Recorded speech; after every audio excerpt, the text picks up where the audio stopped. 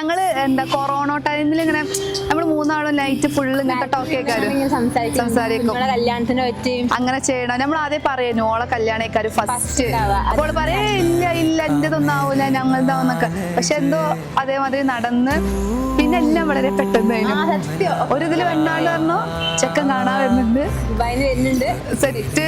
പിന്നെ ഭയങ്കര ബ്ലഷ് ചെയ്യുന്നു ആള്. ആദ്യം ഫസ്റ്റത്തെ ദിവസം തന്നെ ബ്ലഷ് ചെയ്യുന്നു. നമ്മൾ ഓരോ മൊമെന്റും ക്യാപ്ചർ ചെയ്തതുകൊണ്ട് നമുക്കത് കിട്ടിയിട്ടുണ്ട്. പിന്നെ ഭയങ്കര സങ്കടം ഉണ്ടോ വെച്ചാൽ സങ്കടം ഉണ്ട്.